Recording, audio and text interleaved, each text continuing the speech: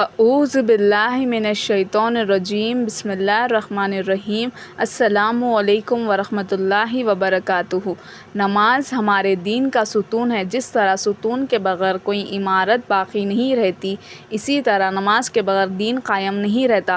وہ لوگ کہ اگر ہم ان کو ملک میں حکومت دیں، قائم کرے نماز اور دیں زکوٰۃ، اور حکم کرے بھلے کام کا اور منع کرے برے کاموں سے، اور اللہ کے اختیار میں ہے آخر ہر کام۔ البتہ ان مومنوں نے کامیابی حاصل کر لی جو اپنی نمازوں میں عاجزی کرنے والے ہیں۔ اور نماز نہ پڑھنے والوں کے لیے کیسی سخت وعید ہے۔ اور نماز کو قائم کرو اور مشرکوں میں سے نہ ہو جاؤ۔ اور نماز کی تعریف کرتے ہوئے اللہ تعالیٰ فرماتے ہیں، بے شک نماز برائیوں سے روکنے والی ہے۔ روزہ توحید اور نماز کے بعد اسلام کا رکن روزہ ہے، جو رمضان المبارک میں ایک ماہ رکھے جاتے ہیں۔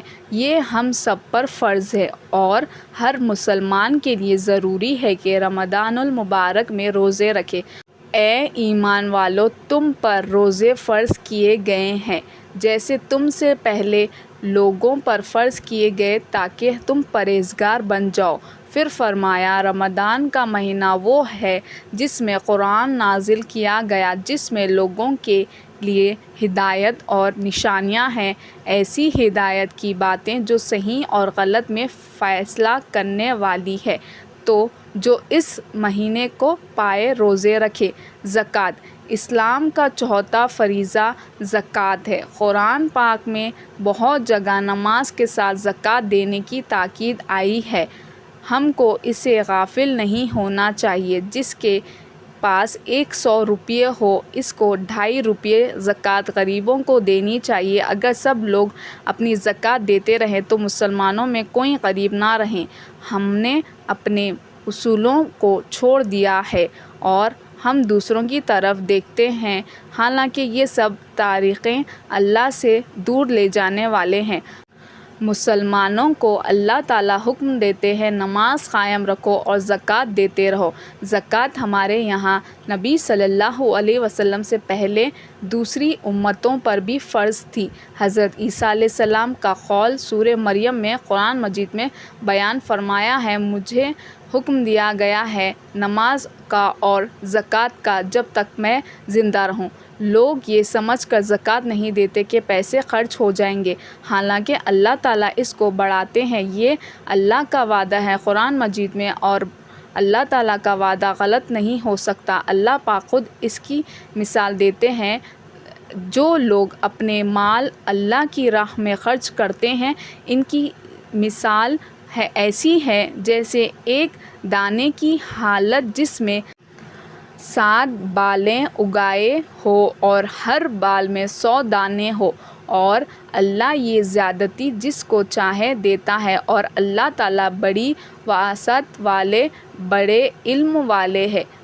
اللہ تعالیٰ نے اس مثال میں ہم کو بتایا ہے کہ جس طرح ایک اناج کا دانہ زمین میں بویا جاتا ہے اور بظاہر سے یہ معلوم ہوتا ہے کہ وہ دانہ زمین میں دفن ہو گیا، لیکن اللہ تعالیٰ اس اناج کے دانے میں سے ایک پودا پیدا کرتے ہیں جس میں 7 بالیں ہوتی ہیں اور ہر بال میں تقریباً 100 دانے ہوتے ہیں۔ اسی طرح جو لوگ زکوٰۃ دیتے ہیں یا خیرات دیتے ہیں تو بظاہر یہ معلوم ہوتا ہے کہ وہ پیسہ جاتا رہا، وہ پیسہ جاتا نہیں۔ اللہ تعالیٰ اس پیسے کو کئی گنا کر کے اس آدمی کو واپس کرتے ہیں۔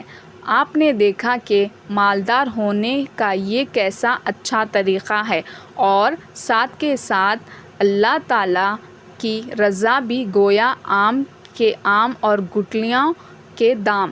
حج اسلام کا 5واں رکن حج ہے، اور جس کے پاس اتنے پیسے ہوں کہ حج کر سکے، اس پر حج کرنا فرض ہے۔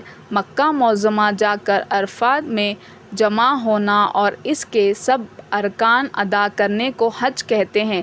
یہ حج جیسا کہ آپ کو معلوم ہے بقرہ عید کے عرفہ والے دن ہوتا ہے۔ اس روز تمام دنیا سے مسلمان جھوکدار جھوک ہوائی جہازوں میں، پانی کے جہازوں میں، موٹروں اور بسوں میں، مختلف سواریوں میں اور پیدل لاکھوں کی تعداد میں عرفات کے میدان میں جمع ہو کر اللہ تعالیٰ سے دعا مانگتے ہیں، اور اللہ تعالیٰ بھی کہتے ہیں کہ جس نے حج کر لیا میں اس کے تمام عمر کے گناہ معاف کر دیتا ہوں۔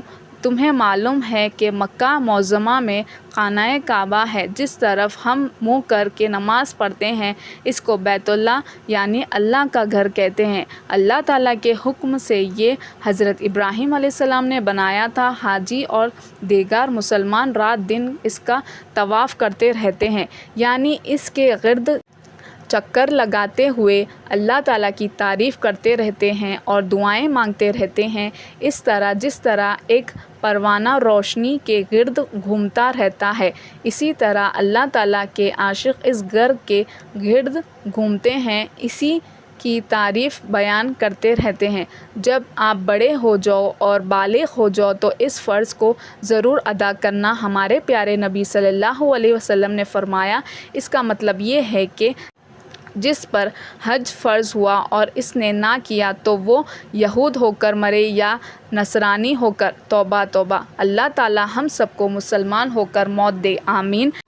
اور جب کہ ہم نے ابراہیم کو خانہ کعبہ کی جگہ بتلا دی اور حکم دیا کہ میرے ساتھ کسی چیز کو شریک مت کرنا، اور میرے اس گھر کو طواف کرنے والوں کے اور نماز میں قیام، رکوع و سجدہ کرنے والوں کے لیے پاک رکھنا، اور ابراہیم سے یہ بھی کہا گیا کہ لوگوں میں حج فرض ہونے کا اعلان کر دو، لوگ تمہارے پاس حج کو چلے آئیں گے، پیادہ بھی اور دبلی اونٹیاں پر بھی، جو کہ دور دراز راستوں سے پہنچی ہوگی۔ ویڈیو کو لائک شیئر کیجیے اور ہمارے اس یوٹیوب چینل کو سبسکرائب کرتے ہوئے اس کے بیل آئیکن کو بھی پریس کر لیجیے تاکہ ایسے ہی ویڈیوز آپ کو ملتے رہیں۔ جزاک اللہ خیر۔